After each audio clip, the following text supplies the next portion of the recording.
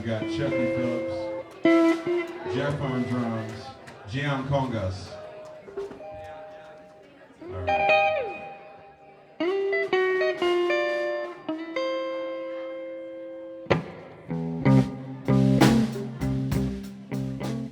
Word that pretty much encompasses open mics, I'd have to say family.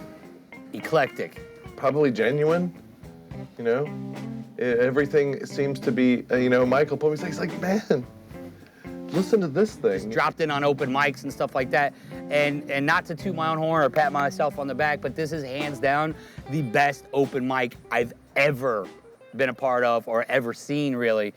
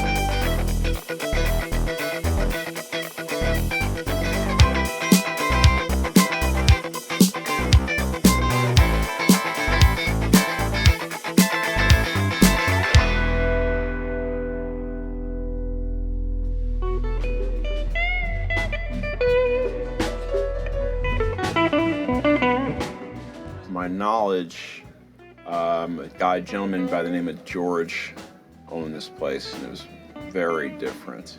I hated the place. I would go out of my way. I would walk the other way around the world to get to another music store if I had to. I hated it.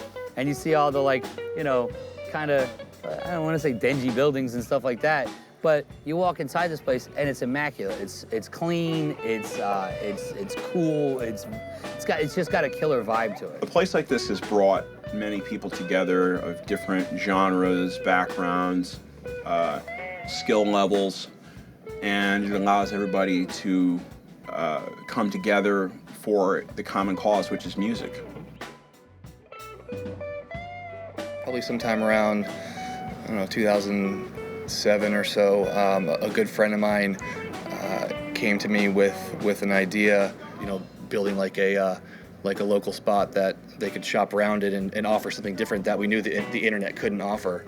So that's kind of how it kind of started, doing like the Barnes & Noble thing and putting a coffee shop inside of a retail store. And at the time, it made no sense to me. I was like, we're a music store. I don't get it. We're gonna sell coffee. I just didn't get it. He's like, yeah, you know, you should call it open mics.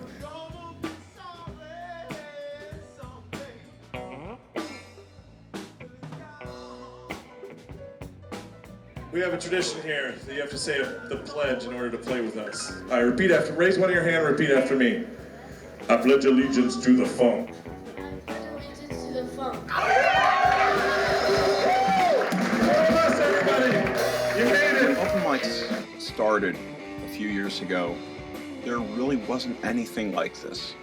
This is the only place that you can go that has both a music store, a coffee, beer and wine type establishment, and live music. This is like the heart and soul of the musical community.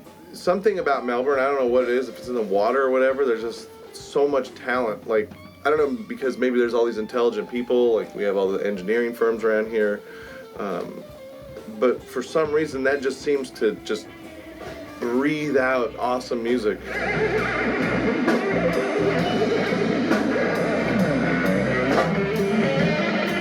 I've been doing open mics for about 3 years now. We get people from out of state that are coming in, and they see the camaraderie that the musicians have here in Brevard County. And these people are coming from like LA and Chicago and New York, and these are like top line players, and they're telling me that they don't have that where they are. So they don't have that kind of community, like in musical, artistic kind of community that really like really helps each other grow. There's so many amazing musicians here and artists here, and everyone is about bettering Brevard County. I think the world should look at a place like this because it's something that every town needs. You know, it's like when you're a kid, you used to go to the community center, you know, play basketball with your friends, you know, go to the park. This is our playground. So that to me is like, it's a love effort, it's a community effort, and if you're not building the community up wherever you're from, you're tearing it down. I mean, that's something that I really feel strongly about. It's kind of fallen by the wayside. You know, here we don't have anybody up on stage with a laptop, you know, doing karaoke tracks, so to speak. There's a lot of bands out there that are playing to a laptop, so it's glorified karaoke. You've got live instruments playing over the top, but no, warts are real. You know, when I come to see a show, I'm not looking for perfection. If I want perfection, I put on a record. Started from a simple idea that one of Mike De La Choppa's friends threw out. It's like, hey, why don't you do this? And he said, okay. And nobody knew that was going to make this business threat.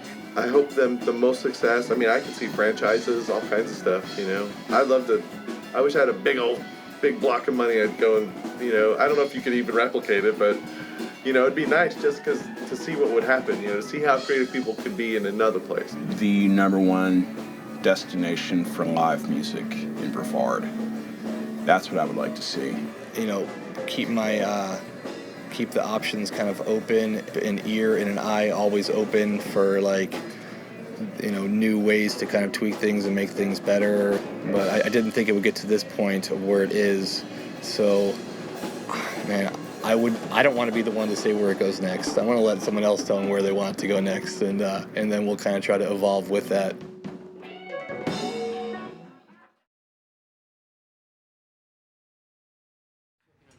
So all those lines were... We ran through it. We could do it again. I see. Yeah, let's do that again. Okay.